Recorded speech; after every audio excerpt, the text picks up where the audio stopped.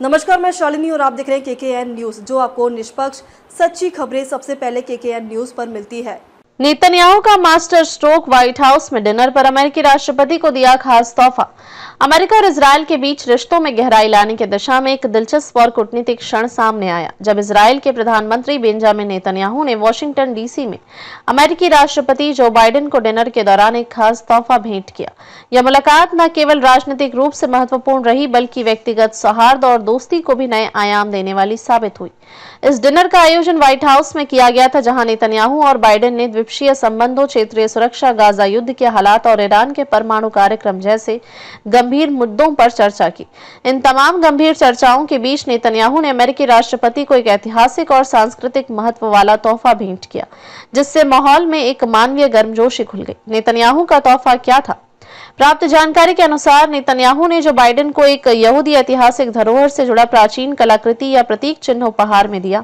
यह तोहफा सिर्फ एक दिखावटी वस्तु नहीं थी, बल्कि उसमें दो देशों की साझा विरासत, सांस्कृतिक सम्मान और रणनीतिक रिश्तों की झलक भी थी। यह गिफ्ट नेतन्याहू के रणनीतिक सोच और उनकी डिप्लोमेटिक शैली को भी दर्शाता है। राजनीतिक विश्लेषकों का मानना है कि ऐसे व्यक्तिगत और प्रतीकात्मक उपहार अक्सर नेताओं के बीच संबंधों को मधुर बनाने में अहम भूमिका निभाते हैं। अमेरिका और इजरायल के बीच वर्षों से चली आ रही साझेदारी में यह कदम भावनात्मक जुड़ाव को और मजबूत करता है। डिनर में क्या हुआ? चर्चा का विषय।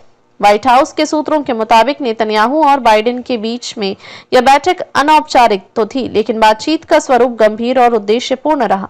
बाइडेन प्रशासन गाजा पट्टी में मानवीय संकट को लेकर चिंतित है, लेकिन जब इस डिनर के दौरान गाजा युद्ध के ताजा हालात, ईरान की परमाणु गतिविधियों पर चिंता, अमेरिका इजरायल रक्षा सहयोग, संयुक्त राष्ट्र में प्रस्तावों पर दृष्टिकोण जैसे अहम मुद्दों पर खुलकर चर्चा हुई। दोनों नेताओं ने यह भी स्वीकार किया कि हर स्तर पर तालमेल बढ़ाना जरूरी है ताकि क्षेत्र में स्थायित्व और शांति कायम रह सके।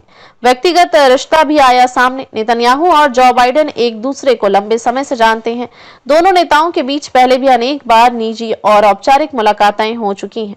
यह डिनर सिर्फ राजनयिक नहीं बल्कि दोस्ताना माहौल का भी परिचायक था।